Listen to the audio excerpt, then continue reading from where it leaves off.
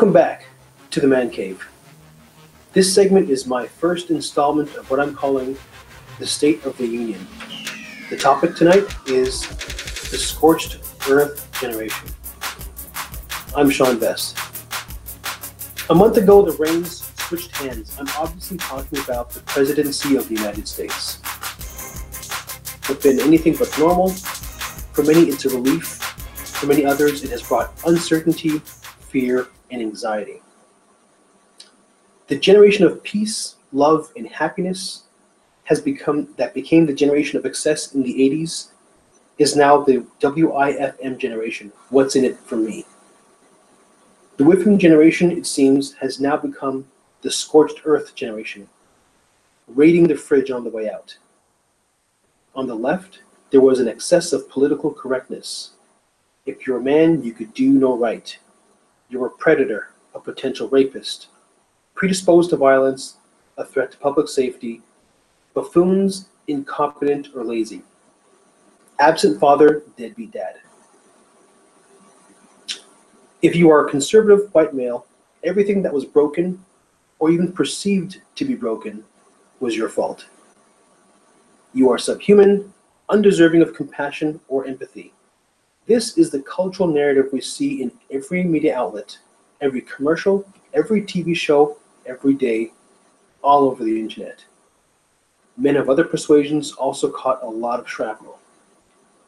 While it may have felt right to many, a sense of righteousness was a veneer, a forced politeness that made the left feel better. What we are experiencing now is the backlash of all of that, the balancing of the equation. It was superficial and only served to foment resentment on the right. Resentment ferments into anger, and for some, anger led to hate. Shutting them up didn't make them change or go away. In fact, it did quite the opposite. It fueled their participation of the forgotten, the quiet constituency, the flyover states. The angry narrative is now is no better than the bully narrative it replaced. It's a tit-for-tat situation.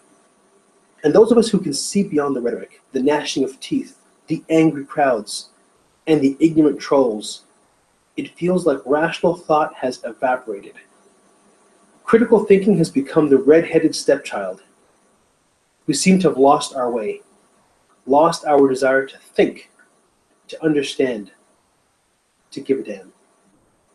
A country that celebrates freedom of speech so deeply that it has this concept enshrined in its constitution, seemingly does everything in its power to stifle it. And for the record, anyone who's thinking, oh, this guy is clearly conservative or obviously liberal who has just become intellectually lazy, has just become intellectually lazy, relying on very tightly controlled and managed media outlets to do their thinking for them.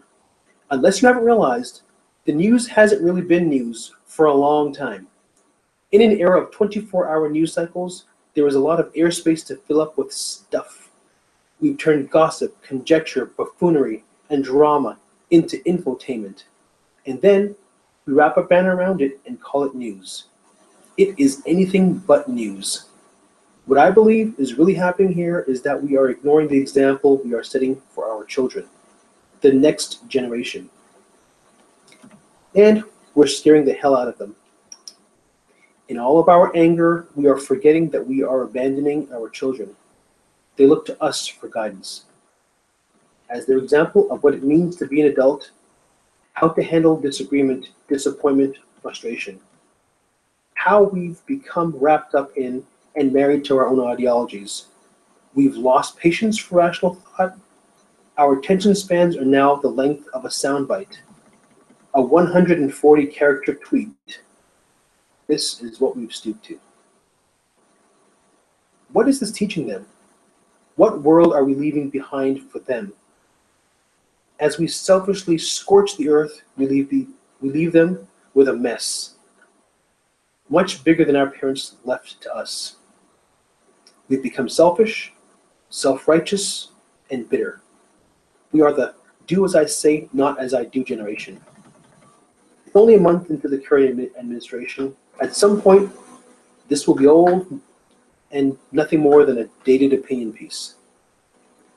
But if a history forgotten is a history repeated, then let this opinion piece contribute to the records that our children will one day look back at and see that we didn't all lose our minds.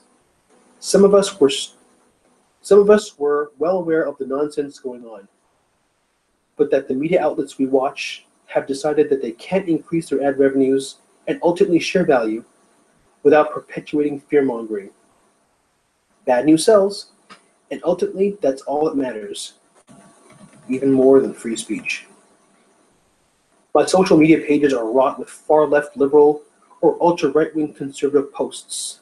All of it self-absorbed and self-righteous. Many of these same people find themselves in a place of worship every weekend like clockwork. Oddly enough, the lessons that they're learning in places of prayer disappear the minute they're in the parking lot. Humility has become a lost virtue. Maybe it's far too late for us. It's a sad thought, but maybe it's something that we have to come to grips with. Maybe our salvation as a race, a human race, will be found in our children. Maybe they are smart enough not to follow our example. One can only hope. This is my hope. If you have any discussion topic ideas that you would like to see me tackle, please comment here or tweet your ideas to @GentlemanUnite6. See the low bar for any references to source materials and other useful links. If you enjoyed the State of the Union, or even if you didn't, please like, share, and subscribe by clicking the icon right here. If you enjoyed the show and want to see more, click right here.